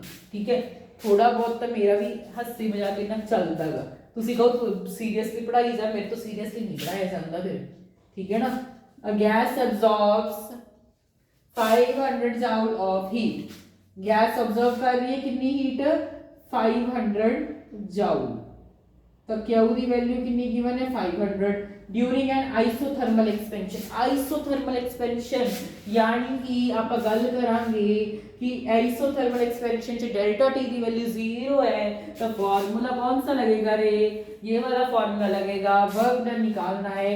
हमें पता है आइसोथर्मल के प्रोसेस में जो हमारा हीट है वो किसके बराबर होता है, किसके बराबर होता है, वर्क डन के। तो यहाँ पे पुट कर दीजिए 500 जूल बराबर आ गया वर्क डन के। कोई शक कोई डाउट नहीं सर जी, क्लियर है ये तो, समझ गए ना। ठीक है थोड़े से वो बन जो एक्टिव हो जो, मैं भी देखो यार थक क्या है ना, काम हो गया इन्हें तो लक्षण चल दे अभी। ठीक है समझ गए, सौखी सी डेरिवेशन, नोट्स वगैरह टेलीग्राम व्हाट्सएप पे मिलेंगे, ज्वाइन करना जरूरी है। देखो आप आइसोक्लोरिक कर लिया, आइसोथर्मिक कर लिया, हुण आप करांगे first law for adiabatic process. Adiabatic process के केस दे विच अपना हीट अपनी 0 हुंदी है, हीट कांस्टेंट हुंदी है ना, या फिर हीट 0 बोल सकते हो। तो हुण मैनूं आए दसो बई पहला लॉ ऑफ थर्मोडायनेमिक्स की सीगा, हुण तां भी याद ही हो गया, रट ही गया तुहाडे सब दे, जे हले भी नहीं रटिया ना लानत है तेरे ते। तां की सी पहला लॉ ऑफ थर्मो, मैं आप भी भूल गया, वेट मैंने याद करन दो। हीट सप्लाइड, ठीक है, heat supplied to a system is equal to increase in delta, increase in internal energy. रटिया नहीं भाई, मैं याद रखे, रटना याद करने कोई गल नहीं, चलो कोई नहीं। ठीक है जी, plus work done by the system, आही हुंदा पहला लॉ ऑफ थर्मोडायनेमिक्स, मैं फिजिक्स की गल कर रहा, आही हुंदा है, देख लो मैंने तो नहीं लगता। चलो ठीक है तुसी क्या कहोगे हुण इहदे विच तां सर जी इहदी वैल्यू तो 0 है, तो डेल्टा यू प्लस डब्ल्यू, तो सर इत्थे छड़ दिंदे ना 0 के बराबर लिख तो दिता, मैं कहा महान घट 1 डब्ल्यू नु उधर ले जाओ, डब्ल्यू उधर जाऊगा तो डेल्टा यू का बराबर आ जाऊगा माइनस वर्क डन दे, माइनस वर्क डन दे, माइनस वर्क डन दे, या फिर एक और फॉर्मूला लिख दो कि अपना वर्क डन बराबर होता है माइनस डेल्टा यू दे। ठीक है सर जी, फॉर्मूला क्लियर। क्वेश्चन देखो, work done bye a gas is 200 joule, तो ਇਹਦੇ ਵਿੱਚ ਆਪਾਂ ਨੂੰ वर्क डन ਦੀ ਵੈਲਿਊ ਗਿਵਨ ਹੈ 200 जूल। चेक कर लो नेगेटिव गिवन है या positive, find change in internal energy, delta U कटनी है। तो अपन पता है हुण इत्थे वर्क डन की वैल्यू पॉजिटिव है, किहड़े केस दे विच वर्क डन की वैल्यू पॉजिटिव है सर जी, इस केस च सब पुट कर दो, sorry sorry sorry sorry sorry sorry flow च ना ज्यादा ही हो जाता है ना। 200 जूल बराबर है डेल्टा यू का सर जी नेगेटिव सी, सर जी सोने नहीं लगती, इनू इधर ले आओ, मैं कहा ठीक है डेल्टा यू तुसी इधर ले आओ ते वो माइनस उधर ले जाओ, तो डेल्टा यू की वैल्यू कितनी आ गई माइनस 200 जूल। किधरों आया ये फॉर्मूला, आ देखो इथों आया। ठीक है जी, इहदे नाल सोडा थर्मोडायनेमिक्स पार्ट 1 कंप्लीट होता, सुन के जाओ, वीडियो नहीं कटनी, 1 मिनट सुन के जाओ। ठीक है कट दिखना, मैंने पता लेक्चर खत्म, चलो कट दो, आई नहीं करना, 1 मिनट सुन के जाओ, सुन के जाना पड़ेगा, सुन के जाओगे जाना पो। First of thermodynamics I mean thermodynamics part 1 पूरा हुंदा, हंसी मजाक साइड ते 1 मिनट मेरे भला ये दसो जेड़ा जे तां इस वीडियो दे विच तुसीं चाहते हो भी पार्ट 2 दे विच मैं वर्क वॉल्यूम वाली वो कराता डेरिवेशन कि आप वर्क डन यूज करते ना, इंटीग्रेशन पी डेल्टा वी, जेदी डेरिवेशन तुसी करनी है, या तो भाई आपे जाके केमिस्ट्री दी थर्मो दा लेक्चर ला लो, ਜਾਂ ਫਿਰ ਜੇ ਤੁਸੀਂ ਚਾਹੁੰਦੇ ਹੋ ਮੈਂ ਦੁਬਾਰਾ ਕਰਾਵਾਂ ਤਾਂ ਪਾਰਟ 2 ਦੇ ਵਿੱਚ ਬਸ ਤੁਸੀਂ ਐਂ ਲਿਖ ਦਿਓ ਕਮੈਂਟ 'ਚ ਸਰ ਡੈਰੀਵੇਸ਼ਨ। ਠੀਕ ਹੈ, ਕਮੈਂਟ ਬਈ ਕਰਨਾ ਹੈ। ਮੇਰੇ ਕੋਲ ਸਿਰਫ ਮੈਂ ਦੇਖ ਰਿਹਾ ਵੀਡੀਓ ਦੇ ਉੱਤੇ 4 ਜਾਂ 5 ਕਮੈਂਟ ਆਉਂਦੇ ਆ ਗੱਲ ਗਲਤ ਆ, ਮੈਨੂੰ ਨਹੀਂ ਪਤਾ। ਇਹ ਵੀਡੀਓ ਦੇ ਉੱਤੇ ਕਮੈਂਟ ਕਰੋ, ਸਾਰੇ ਬੱਚੇ ਕਰ ਦੋ। ਕੋਈ ਬੱਚੇ ਨੂੰ ਪਾਰਟ 2 ਚਾਹੀਦਾ ਪਾਰਟ 2 ਕਰ ਦੋ, ਕਿਸੇ ਨੂੰ ਆਹ ਡੈਰੀਵੇਸ਼ਨ ਚਾਹੀਦੀ ਉਹ ਡੈਰੀਵੇਸ਼ਨ ਕਰ ਦੋ, ਕਿਸੇ ਨੂੰ ਕੋਲ ਨਾਲੇ ਸੁਣੋ ਬਈ ਕਮੈਂਟ ਕਰਨਾ ਹੈ, ਸੋਹਣਾ ਜਿਹਾ ਕਮੈਂਟ ਹੋਵੇ। ਮੈਨੂੰ ਪਤਾ ਮੈਂ ਇੰਸਟਾ ਤੇ ਸਟੋਰੀ ਨਹੀਂ ਲਾਉਂਦਾ ਤਾਂ ਇਹਦਾ ਮਤਲਬ ਤੁਸੀਂ ਕਮੈਂਟ ਹੀ ਨਹੀਂ ਕਰੋਗੇ। ਜਿੰਨੇ ਸੋਹਣੇ ਕਮੈਂਟ, ਜੇ ਇਸ ਵੀਡੀਓ ਤੇ ਮੇਰੀ ਤੇ 5 ਸੋਹਣੇ ਕਮੈਂਟ ਆ ਗਏ ਮੈਂ ਸਟੋਰੀ ਲਾਉਂਗਾ, 10 ਸੋਹਣੇ ਕਮੈਂਟ ਆ ਗਏ, ਜਿੰਨੇ ਸੋਹਣੇ ਕਮੈਂਟ ਆ ਗਏ, ਜਿਹੜੇ ਵੀ ਵਧੀਆ ਵਧੀਆ ਕਮੈਂਟ ਕਰੋਗੇ ਉਹਨਾਂ ਸਭ ਦੀ ਮੈਂ ਸਟੋਰੀ ਲਗਾਉਂਗਾ। ਠੀਕ ਹੈ, ਜੇ ਕੋਈ ਨਹੀਂ ਦਿਸਦਾ ਤਾਂ ਉਹੀ ਕਹਿ ਦਿਓ, ਉਹੀ ਸੁੱਟ ਦਿਓ, ਉਹੀ ਸੁੱਟ ਦਿਓ ਕਿ ਸਰ ਬੜਾ ਵਧੀਆ ਸਮਝ ਆ ਗਿਆ, ਭਾਵੇਂ ਆਇਆ ਨਾ ਹੋਵੇ ਉਹੀ ਕਹਿਣਾ ਸਰ ਬੜਾ ਵਧੀਆ ਸਮਝ ਆ ਗਿਆ। ਠੀਕ ਹੈ, ਇਹ ਚੀਜ਼ ਕਰਨੀ ਹੈ। ਦੂਜਾ ਜੋ ਸੋਹਣਾ ਜਾ, ਠੀਕ ਹੈ, ਤੇ ਵਧੀਆ ਵਧੀਆ ਕਮੈਂਟ ਕਰਿਓ। ਮੈਂ ਸਟੋਰੀ ਦੇ ਉੱਤੇ ਜ਼ਰੂਰ ਲਗਾਉਂਗਾ ਪਰ ਕਮੈਂਟ ਜ਼ਰੂਰ ਕਰਕੇ ਜਾਓ ਵਧੀਆ। ਦੇਖੋ ਮਿਹਨਤ ਬਹੁਤ ਲੱਗੀ ਹੈ, ਇੱਕ ਦਮ ਬੈਠ ਕੇ ਬਣਾਇਆ। ਐਂਡ ਦੇ ਉੱਤੇ ਆ ਕੇ ਚਾਹੇ ਮੈਂ ਹੱਸੀ ਮਜ਼ਾਕ ਕਰਨ ਲੱਗ ਗਿਆ ਪਰ ਪਲੀਜ਼ ਕਮੈਂਟ ਕਰਿਓ ਜ਼ਰੂਰ। ਆ ਵੀ ਪਾਰਟ 2 ਦਾ ਵੀ ਕਮੈਂਟ ਹੋਵੇ, ਡੈਰੀਵੇਸ਼ਨ ਦਾ ਵੀ ਕਮੈਂਟ ਹੋਵੇ ਪਲੀਜ਼, ਇਹ ਰਿਕੁਐਸਟ ਹੈ ਸਾਰਿਆਂ ਨੂੰ। ਬਸ ਬਹੁਤ ਹੋ ਗਿਆ, ਬਹੁਤ ਬਚਪਨਾ ਦਿਖਾਤਾ। ਐਕਚੁਅਲ ਵਿੱਚ ਮੈਂ ਵੀ ਤਾਂ ਬੱਚਾ ਹੀ ਹਾਂ ਯਾਰ, ਪਹਿਲੀ ਕਲਾਸ ਵਿੱਚ ਹਾਂ ਮੈਂ, ਤੁਹਾਨੂੰ ਪਤਾ ਹੈ। ਠੀਕ ਹੈ, I am a first class student, not a 12th ਔਰ BSc ਸਟੂਡੈਂਟ। ਮੈਂ ਕੋਈ BSc ਸਟੂਡੈਂਟ ਨਹੀਂ ਹੈਗਾ, ਐਕਚੁਅਲ ਵਿੱਚ ਮੈਂ ਫਸਟ ਕਲਾਸ ਦਾ ਬੱਚਾ। ਸਾਰੇ ਨੋਟਸ ਟੈਲੀਗ੍ਰਾਮ ਤੇ WhatsApp ਤੇ ਅਵੇਲੇਬਲ ਹੋਣਗੇ। ठीक है, लिंक डिस्क्रिप्शन से। बस चले जाओ, पर जो thanks everyone for watching this video.